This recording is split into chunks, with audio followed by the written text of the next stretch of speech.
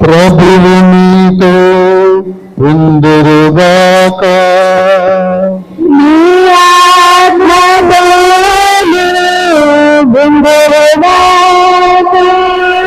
పునీత లూకా వ్రాసిన క్రీస్తు సువార్తలోని భాగము.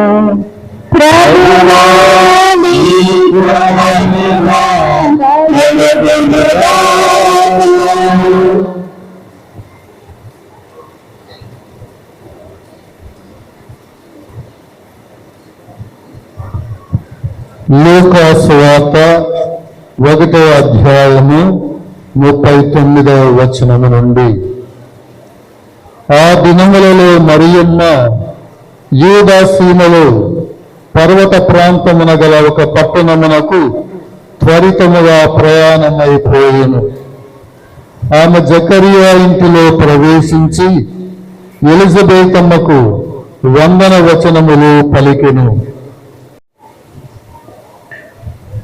మరియ తల్లి యొక్క మోక్షారోపణ పండుగను ఈరోజు కొనియాడుతూ ఉన్నాము. మోక్షారోపణము అంటే ఒకరి చేత మోక్షమునకు ఎత్తబడుట, తీసుకోబడుట. మోక్షారోహణము అంటే మోక్షానికి తనకై తానే అధిరోహించుట, వెళ్ళిపోవుట. అది క్రీస్తు ప్రభువుకు చెల్లింది. మొదటిది మరియ తల్లికి చెల్లింది. మరియ తల్లి మోక్షమునకు ఎత్తబడినటువంటి రోజును ఈరోజు స్మరించుకుంటున్నాము. రోమను కథోలిక సిద్ధాంతములలో ఈ సిద్ధాంతము చివరి వాటిలో ఒకటిది. ఈ ఆచారము కథోలికులలో అతి ప్రాచీనంగా ఉన్నప్పటికీ 1950వ సంవత్సరంలో భక్తినాథ పాపు గారు దీన్ని ప్రకటించడం జరిగింది. బైబిలులో మనకు ప్రత్యక్షముగా ప్రస్తావన లేనప్పటికీ 6వ శతాబ్దములోనే పునీత గ్రెగరీ గారు తమ రచనలలో ఆమె ఆత్మ శరీరములతో మోక్షమునకు కొనిపోబడినది అన్నటువంటి ఒక సత్యాన్ని ఆయన ప్రస్తావించారు. అన్నటువంటి సత్యము ఆనాటి క్రైస్తవులలో ఉన్నదని మనం గ్రహించాలి. క్రైస్తవులలో అతి పురాతనమైనటువంటి ఒక సత్యం ఇది. కథోలికులు మరియ తల్లిని అతి గొప్పగా ఆదరిస్తారు. తమ గుండెలకు అతి చేరువగా, తమ హృదయములకు అతి దగ్గరగా. ఒక కుటుంబములో తల్లి ఎలా ఉంటుందో అలాగే క్రైస్తవ కుటుంబానికి ఆమె తల్లిగా తన చల్లని దీవెనలతో అతి దగ్గరగా ఉండటం మనం గమనిస్తాం. ప్రతి కుటుంబంలోనూ ప్రతి వ్యక్తికి ఆమె తన మాతృత్వ ఆదరణను అందించటము మన కథోలికుల యొక్క అదృష్టంగా మన వాళ్ళు భావిస్తారు. అలాగే ఇక్కడ ఉన్నటువంటి గురువులందరూ కూడా ఆమెను తల్లిగా భావిస్తూ అతి గొప్పగా ఆమెను గౌరవిస్తారు. అలాగే ఆమె కూడా గురువులను తన కుమారులుగా ఆనాడు ఇస్తూ ఉంది. మన విశ్వాసం ప్రకారం ఆది దంపతుల పాపం వల్ల జన్మ పాపం మనకు సంక్రమించింది. ఆ జన్మ పాపం వల్ల మనకు మరణం సంభవించింది. అయితే జన్మ పాపం వల్ల జన్మించకపోయిన మరియ తల్లి ఆమె శరీరము ఈ లోకములో మలినం కాకూడదని, మట్టిలో కలిసిపోకూడదని దేవుడు భావించి ఆమెను స్వర్గానికి తీసుకువెళ్ళడం మనం ఇక్కడ గమనించాలి. తన కుమారునికి నివాసమైనటువంటి పవిత్రమైన శరీరం మోక్షానికి ఆ విధంగా తీసుకుపోబడింది అంటూ మనము విశ్వసిస్తున్నాము, నమ్ముతున్నాము. ఈ పండుగకు కొన్ని కారణాలు ఉన్నాయి. ఆ కారణాలు ఏమిటంటే ఆమె యేసుక్రీస్తు తల్లిగా ఎన్నిక కావటం. యేసుక్రీస్తు జన్మ సంఘటనలో మానవ ప్రమేయం ఆమెకు మాత్రమే ఉంది. కాబట్టి ఆమె ఎంతో గొప్పగా పరిగణింపబడి, ఎన్నిక చేయబడి, ప్రత్యేకింపబడినటువంటి మానవ మాతృరాలు. అని మనం గమనించాలి. ఎందుకంటే దేవుని జన్మములో, దైవ కుమారుని జన్మములో మానవ మాతృరాలిగా ఆమెకు మాత్రమే ప్రమేయగా ప్రత్యేకించడం మనం గమనిస్తాం. మరొక గొప్ప సత్యం ఏమిటంటే ఆమె ఆత్మ శరీరములతో పరలోకానికి తీసుకోబడింది అన్నటువంటి సత్యము మనందరికీ గొప్ప ఊరట కలిగిస్తుంది. అంటే మనకు కూడా పరలోక ప్రవేశం ఆ విధంగా జరుగుతుంది అంటే పరలోక ప్రవేశం మనకు కూడా సంభవము అన్నటువంటి ఒక గొప్ప ఊరట.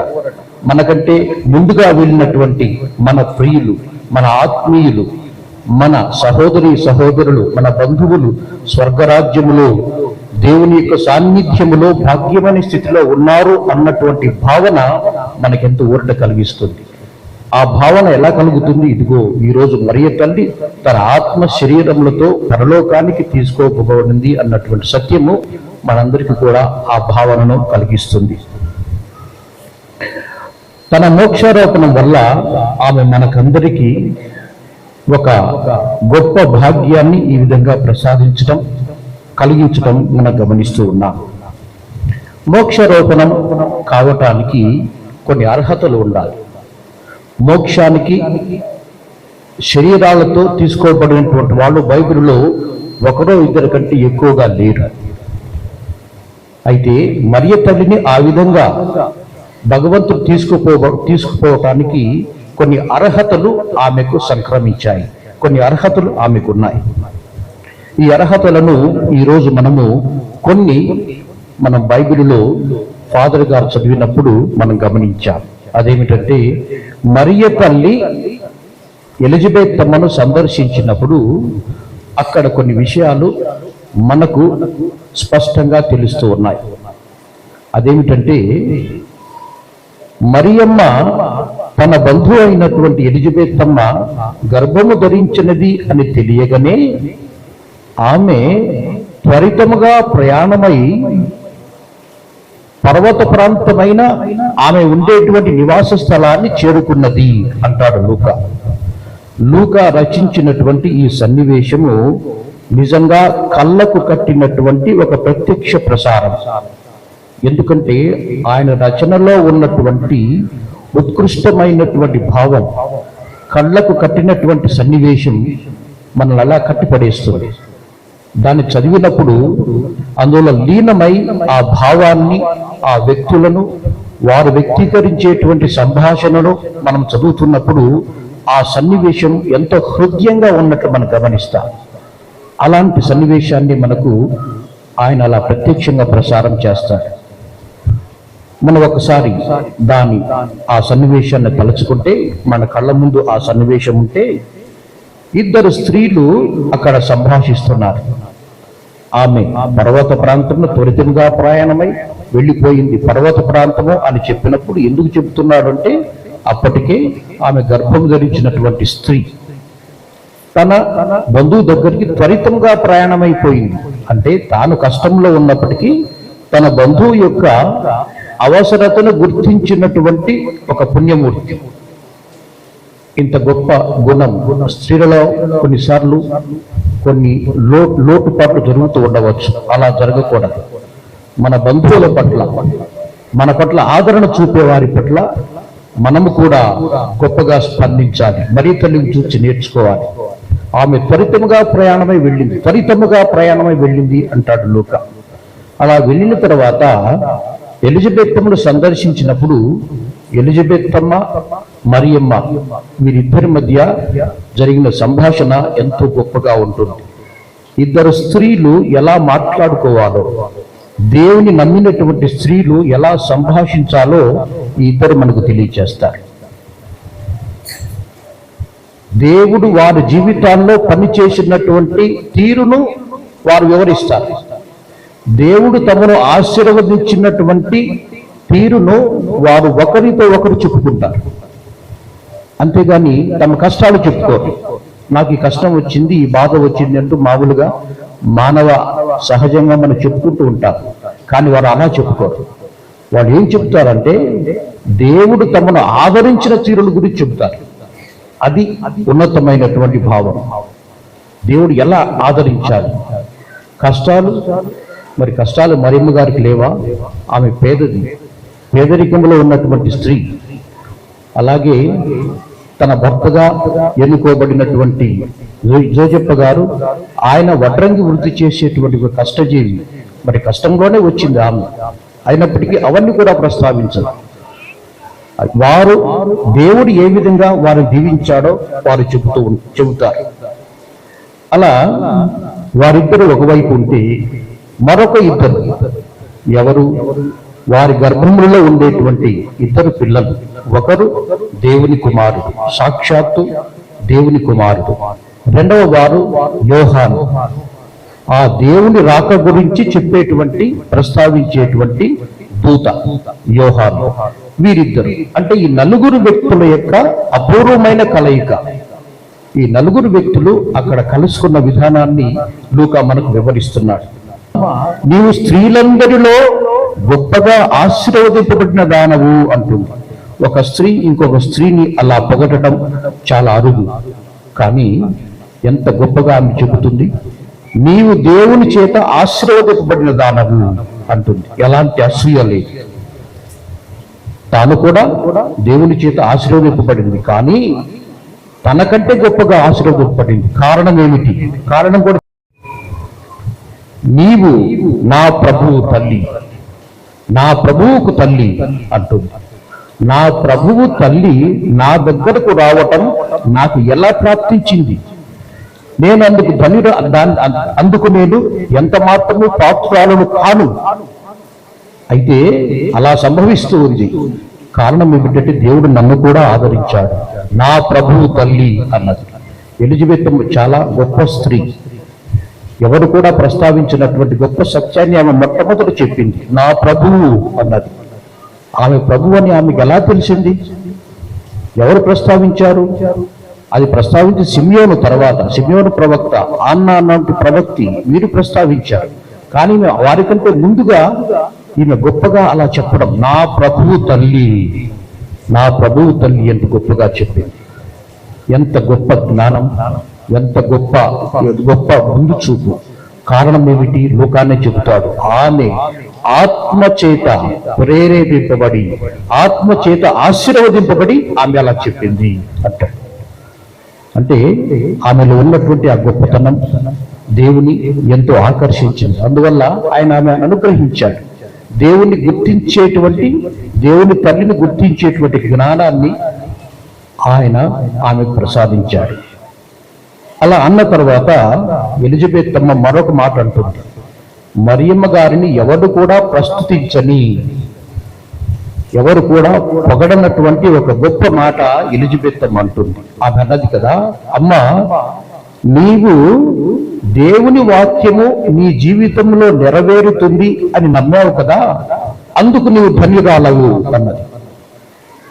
నీవు దేవుని వాక్యము జరుగుతుంది అని నమ్మావు, అందుకు నీవు ధన్యురాలవు అన్నది. దేవుని వాక్యం నెరవేరుతుంది అని నమ్మటంలోనే ధన్యత ఉంది అంటుంది ఎలిజబెత్ అమ్మ. అది ఆమెకు సంక్రమించింది, మరి తల్లికి సంక్రమించింది. ఎందుకంటే గాబ్రియలు సంబంధం చెప్పిన వెంటనే, అమ్మా ఇదిగో నీకు ఒక కుమారుడు కలుగుతాడు, ఆయన మహోన్నతుని కుమారుడు, ఆయనకు నీవు తల్లి కాబోతున్నావు అని అన్న తర్వాత తనకున్నటువంటి చిన్న సందేహం ఆమె నివృత్తి చేసుకున్న తర్వాత ఆమె అంటుంది, నేను ప్రభువు దాసిరాలను, నువ్వు చెప్పినట్లే నాకు జరుగుగాక, దేవుని వాక్యము నెరవేరుగాక అంటుంది. ఆ మాట అన్న తర్వాత గాబ్రియలు సన్మర్శకుడితో ముచ్చటపడిపోయాడు, ఎంతో సంతోషించాడు. అది మనకు బైబిల్లో లేకపోయినప్పటికీ గాబ్రియలు సన్మర్శకుని యొక్క మనస్థితి అక్కడ మనకు అర్థమవుతుంది. ఎందుకంటే అంతకంటే ముందుగా ఆయన జకర్యాకు ఈ మాట చెప్పినప్పుడు జకర్యా నమ్మలేదు. ఆయన యాజకుడు, దేవుని యొక్క ఆలయములో బలి సమర్పించేటువంటి యాజకుడు, ఆయనే నమ్మలేదు. ఆయన ధర్మశాస్త్రాన్ని బాగా నేర్చుకున్నవాడు, అందరితో సంభాషించేవాడు, జ్ఞానమున్నవాడు, ఆయన నమ్మలేదు. వృద్ధుడు, ఆయన నమ్మలేదు. కానీ ఈమె పట్టుమని 20 ఏళ్ళు కూడా లేవు, ఈమె ఏమీ నేర్చుకోలేదు, జీవితానుభవం లేదు. ఇప్పుడిప్పుడే ఈమె ప్రదానం చేయబడింది. మరి ఈ బాలికకు ఎంత విశ్వాసం, ఎంత నమ్మకం, దేవుని వాక్యం నెరవేరాలి, నీ మాట చొప్పున నాకు జరుగుగాక, ఎంత గొప్పగా చెప్పింది. గాబ్రియేలు సన్మనుషులు ముచ్చట పడిపోయాడు, ఎంతో సంతోషించాడు. దూత మళ్ళీ తిరిగి రాలేదు, ఇంకా మళ్ళీ తిరిగి రాలేదు. తిరిగి రావటానికి ఆమె ఆస్కారం ఇవ్వలేదు, ఆమె అవకాశం ఇవ్వలేదు. నా జీవితంలో నెరవేరుతుంది అని నమ్మినటువంటి స్త్రీ, అదే అర్హత. అందువల్లనే ఆమె అంత గొప్పగా ఆశీర్వదింపబడి పరలోకానికి ఆత్మ శరీరంతో చేరవేయబడింది అన్నట్టుగా మనం గ్రహిస్తున్నాం. అలా వీరు సంభాషించుకుంటున్నప్పుడు ఇంకొక హృదయమైన సన్నివేశం జరిగింది. ఎలిజబెత్ అమ్మ గర్భమునందలి శిశువు ఆనందముతో గంతులు వేసెను అంటాడు లూకా. ఆనందముతో గంతులు వేసెను అని అంటాడు. గర్భస్థ శిశువుకు ప్రాణం ఉంటుందని మనందరికీ తెలుసు, అలాగే స్పందన కూడా ఉంటుంది. అది అందరం గమనించాలి. స్త్రీలకు ఆ విషయం తెలుసు, పురుషులు తెలుసుకోవాల్సినటువంటిది చాలా ఉంది. స్త్రీలతో ఎలా సంభాషించాలి, ఎలా మాట్లాడాలి, ఎలా వారిని తీర్చిదిద్దాలి, ఎలా వారిని గొప్పగా ఆదరించాలి, ఇవన్నీ కూడా అందరం నేర్చుకోవాలి. ఎందుకంటే గర్భస్థ శిశువు స్పందిస్తుంది. ఇక్కడ చూడండి, ఆ శిశువు వెంటనే ఆనందంతో గంతులు వేశాడు అంటాడు లూకా. ఆనందంతో గంతులు వేశాడు. ప్రభు యొక్క రాక, ఆ తల్లి యొక్క స్వరమును విన్న తర్వాత ఆ గర్భంలో ఉన్నటువంటి ఆ శిశువు తన ప్రభువు, ఆయన ఎవరో నాకు తెలుసు, ఆయన గురించి నా దేవుడు నాకు చెప్పాడు, ఇదిగో ఆయన దగ్గరికి వస్తాడు అంటూ చెప్పాడు అంటూ తెలుసుకున్నటువంటి యోహాను ఆనందంతో గంతులు వేయటం ఇక్కడ గమనిస్తాం. అదొక తన్మయత్వం. ఆ తన్మయత్వాన్ని మనం వివరించలేము. ఆ తన్మయత్వం ఎవరికి వస్తుంది? దావీదుకు వచ్చింది. దేవుని సమక్షంలో తన్మయత్వంతో గంతులు వేశాడు. శరీరం మీద స్పృహ లేకుండా నాట్యం చేశాడు. ఆయన గళం పాడింది, ఆయన కలం రాసింది, ఆయన పాదం ఆడింది. తన్మయత్వం అంటే అలా ఉంటుంది. అంత గొప్పగా నాట్యం చేశాడు. అది దేవుని ముందు ఉన్నటువంటి తన్మయత్వం. అలాగే పేతురు తాబోరు పర్వతం మీద తన్మయత్వంలో ఏదేదో మాట్లాడాడు. ఏం మాట్లాడుతున్నట్టు నాకు అర్థం కాలేదు. ఎందుకంటే తన ముందు ఉన్నది దేవాది దేవుడని గ్రహించాడు. అదొక తన్మయత్వం. అలాగే ఈ శిశువు కూడా తన్మయత్వంతో గంతులు వేశాడు అంటాడు లూకా. అది మరియ తల్లిలోని ఒక గొప్పతనం, ఆ ప్రభువును మోసేటువంటి ఒక భాగ్యమైన స్థితి. అందువల్లనే ఆమెకు ఆ అర్హత వచ్చింది అని మనం గ్రహించాలి. ఇలా మరియమ్మ ఈ గొప్ప అంతస్తును సంపాదించుకొని దేవుని స్తుతిస్తూ ఒక గొప్ప గీతం పాడుతుంది. ఆ గీతంలోని గొప్ప భావం మనందరికీ తెలుసు. ముఖ్యంగా ఎవరెవరైతే ఈ లోకములో అనాథులుగా పీడితులుగా ఉంటారో భగవంతుడు వారందరినీ కూడా ఆశీర్వదిస్తాడు అంటూ ఆమె ఎంత గొప్పగా దేవుని స్తుతిస్తూ చెప్పినటువంటి గీతం మనందరికీ కూడా తెలుసు. ఆ గీతంలో ఉన్న సారాంశాన్ని మనం ఇప్పుడు కూడా గమనిస్తూ గానం చేస్తూ ఉంటాం. అటువంటి మహోన్నతమైన స్థితిలో మరియ తల్లిని ఉంచినటువంటి దేవుడు ఈరోజు ఆమెను ఆత్మతోనూ శరీరంతోనూ మోక్షానికి తీసుకుని పోయినటువంటి ఆ మహోన్నత రోజును మనం స్మరణ చేసుకుంటున్నాం. కాబట్టి ఆమెకు అర్హత అన్నటువంటిది ఈ విధంగా సంక్రమించింది అంటూ మనం గమనిస్తున్నాం. ఒక స్త్రీ అన్నది ప్రభు ప్రసంగించేటప్పుడు, అయ్యా నీకు పాలిచ్చినటువంటి స్తన్యములు, నిన్ను మోసినటువంటి గర్భము ధన్యమైనది అంటూ ఆమెను గురించి గొప్పగా ప్రస్తుతి చేస్తుంది. అంటే అంత గొప్పమైన స్థితిలో దేవుడు ఆమెను ఉంచాడు అంటూ మనం గమనిస్తున్నాం. అందుకే ఆమెను ఆత్మ శరీరములతో మోక్షములకు తీసుకుపోయినటువంటి ఈ రోజును మనం ఎంత గొప్పగా ఆదరిస్తాం. అనాది నుండి క్రైస్తవులు ఈ రోజును ఒక పండుగగా ఆదరిస్తూ ఒక గొప్ప మహోత్సవంగా చేసుకోవటం మనం గమనిస్తూ ఉన్నాం. ఇలా మరియ తల్లిని ఎంతో గౌరవించేటువంటి ఈ మన ప్రొద్దుటూరు విచారణ ఎంతో పుణ్యం చేసుకున్నది, అదృష్టం చేసుకున్నటువంటి విచారణ. ఎందుకంటే ఇక్కడ కొన్ని సంవత్సరాల క్రితం నిర్మించినటువంటి ఒక మంచి గృహ మన రోడ్డు సమీపంలో ఉంటూ ఎంత గొప్ప సాక్ష్యాన్ని ఇస్తుంది మరీ తల్లి గురించి చెబుతూ. అలాగే క్రైస్తవ సాక్ష్యం ఇస్తూ ఉన్నటువంటి ఈ గృహ మనందరికీ కూడా ఎంతో సంతోషాన్ని కలుగజేస్తుంది. మన క్రైస్తవ సాక్ష్యాన్ని ఇతరులకు ఆ విధంగా తెలియజేస్తుంది. అందువల్ల మనం ఎంతో సంతోషంగా ఈ పండుగను చేసుకుంటాం.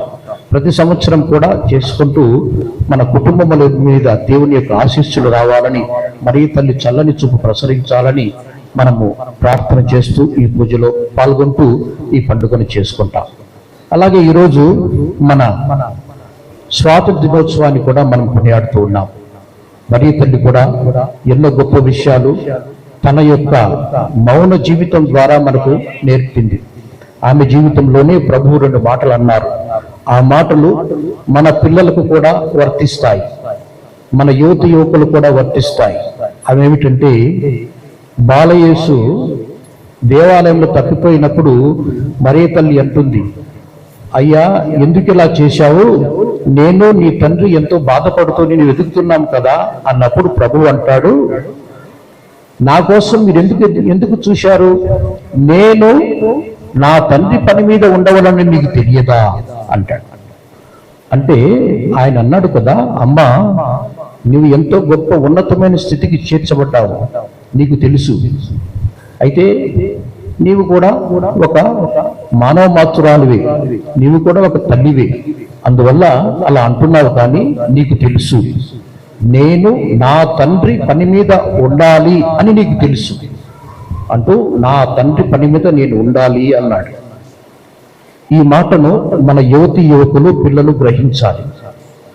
నేను నా పని మీద నేను ఉండాలి అంటే ఏదో ఒక ధ్యేయంతో ఉండాలి, ఒక లక్ష్యాన్ని చేరుకోవాలి.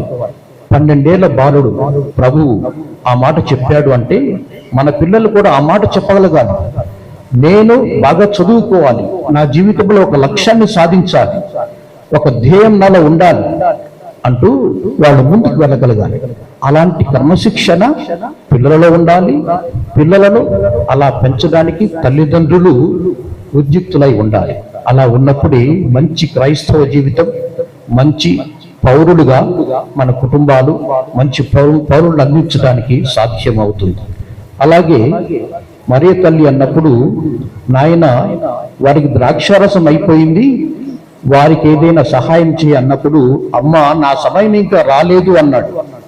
ఆ మాటలోని అర్థం ఏమిటి? నా సమయం ఇంకా రాలేదు అంటే నాకు ఒక సమయ సందర్భాలంటూ ఉన్నాయి.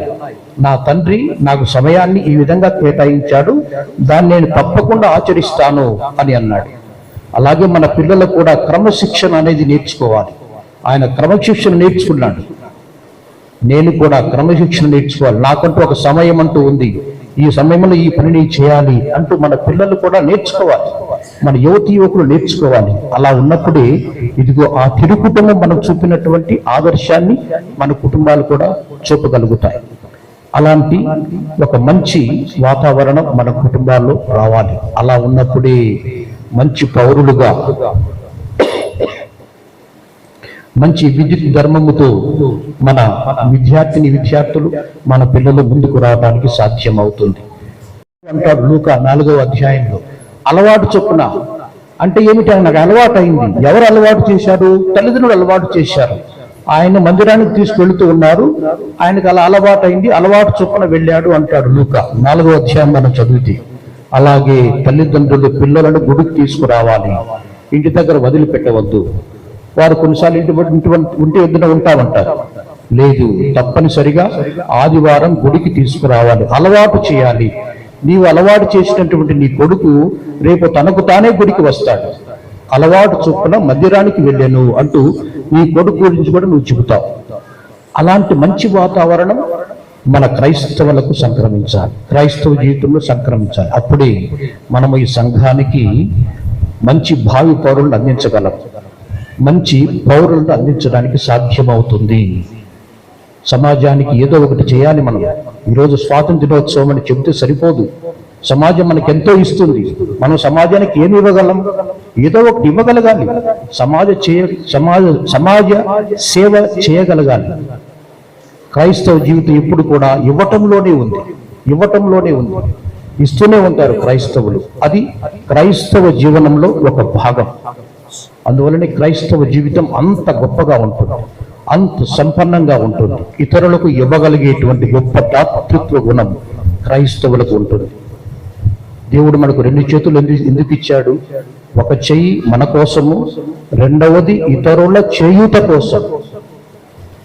అలాంటి తత్వాన్ని మనం అలవర్చుకోకపోతే జీవితం స్వార్థమైపోతుంది.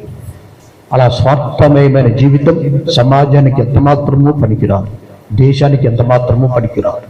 ఇలాంటి మంచి భావనలతో మన పిల్లలను బాలయేసుని పెంచిన విధంగా పెంచుతాం. అలా గొప్పగా జీవిస్తూ మన జీవితంలో వారు ఎంతో సంతోషాన్ని తీసుకురావాలని మనసారా ఆ మరియ తల్లిని ఈరోజు ప్రార్థన చేద్దాం. నా సర్వేశ్వరుని స్తుతిస్తున్నాను. అతని యొక్క స్థితిలో మన యొక్క నాథుడైన యేసుక్రీస్తు స్తుతిస్తున్నాము. ఇతడు పవిత్రాత్మ వలన గర్భమై కన్య మరియమ్మ నుండి పుట్టును.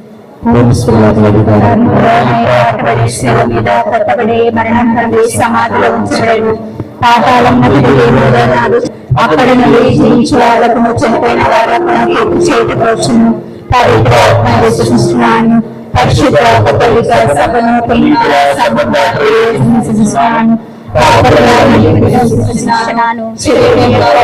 విశ్వసిస్తున్నాను. నిత్య జీవనం విశ్వసిస్తున్నాను. స్వామి ఆమేన్.